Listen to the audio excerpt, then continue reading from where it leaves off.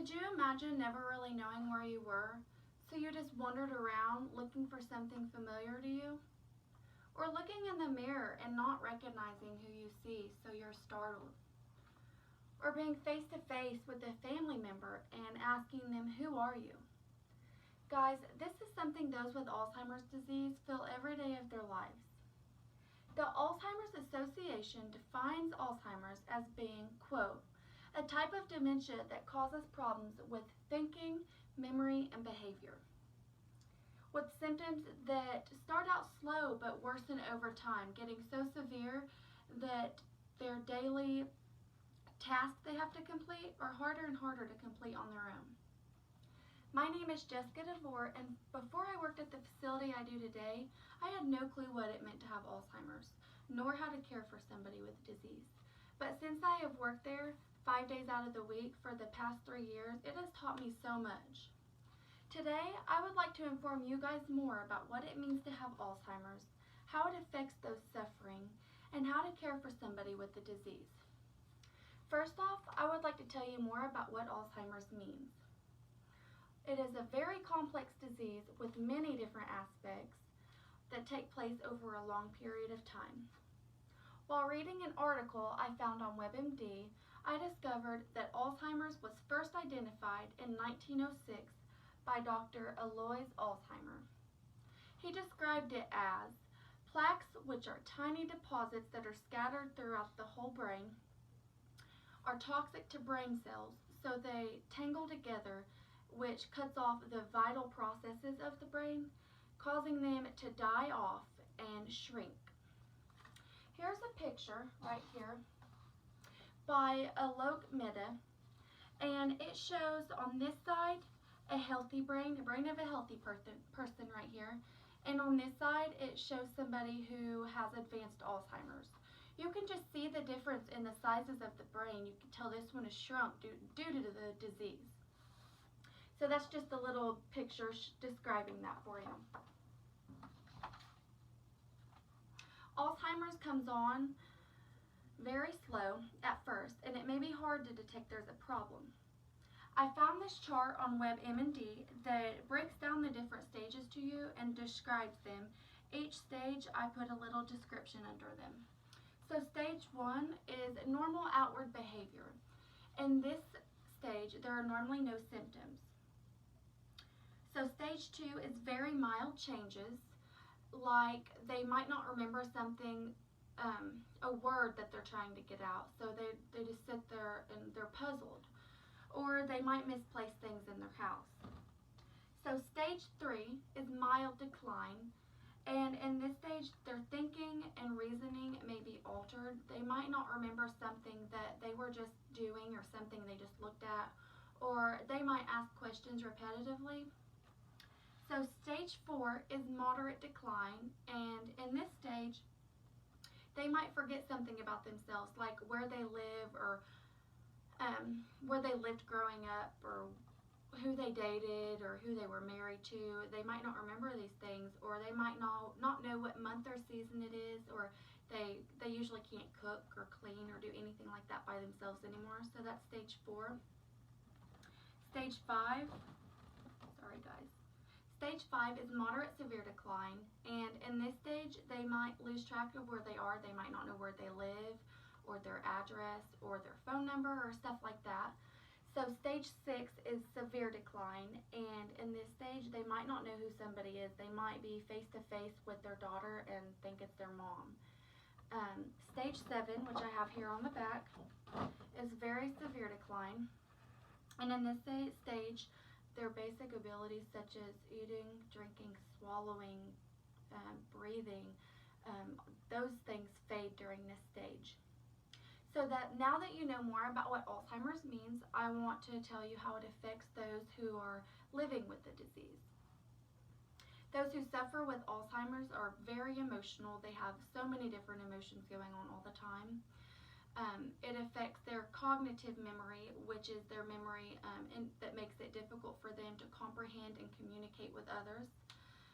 Not being able to do these things would make it hard for you to live on your own. So most of the time, when it gets to this degree, they either have to live with a family member or go to a facility that can take care of them. A lot of times it's too hard for family members to do this due to it being emotionally draining to them as well, so normally they go to a facility.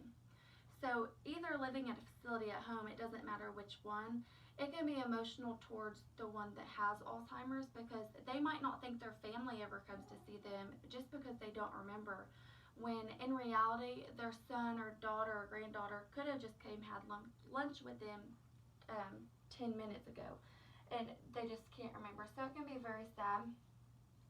So here's a picture from a photographer, Tom Hussey.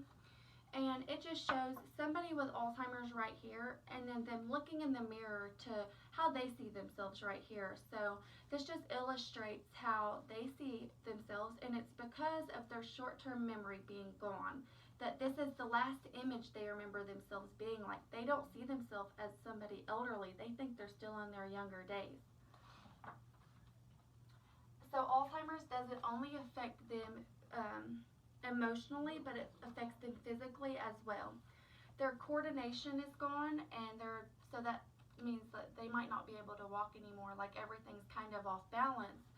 So this means they probably can't drink or bathe or do anything like that by themselves. There is currently not a cure for Alzheimer's. There is organizations like the Alzheimer's Association where you can donate money that goes towards the cure for Alzheimer's, towards the research towards it. So normally in the last stages, your organs just shut down and the person ends up passing away. So that's normally what happens. Another tip to care for somebody with Alzheimer's.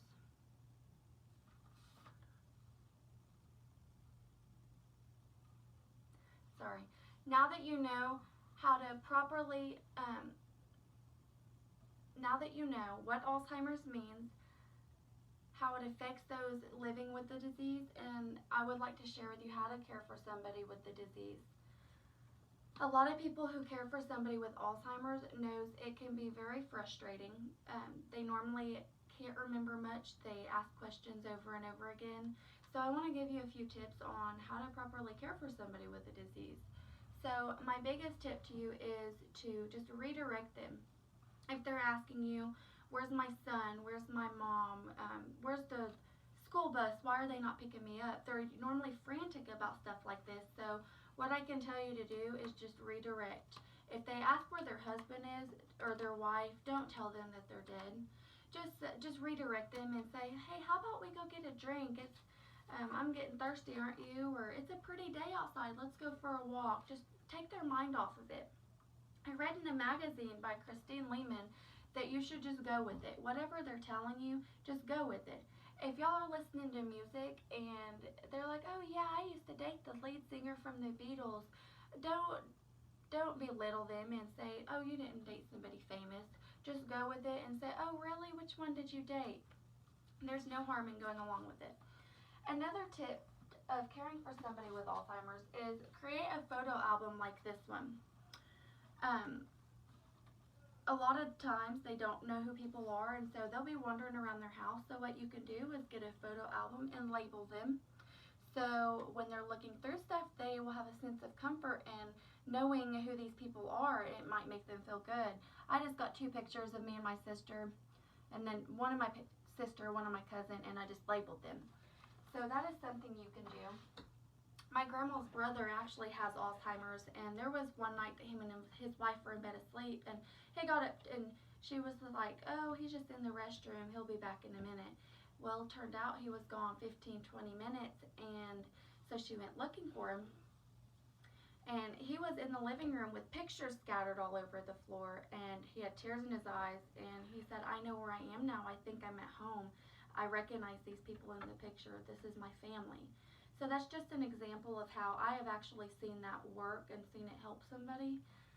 So now that I've told you more about what Alzheimer's means, how it affects those living with the disease, and how to care for someone with the disease, I hope that if you are ever faced with somebody with Alzheimer's, you will be more comfortable in dealing with it and have patience and just be able to be helpful to them. And if you are still confused on the topic, then I encourage you to watch the movie The Notebook, which is about an elderly lady with Alzheimer's and just how it affects the family around her and how they deal with her and how they never give up on her. They never stop coming around just because she has Alzheimer's. They are still faithful to her. So it should really help you learn about more what Alzheimer's means if I didn't clearly tell you. So thank you guys for listening to me today, and I hope you all learned something that you didn't know before.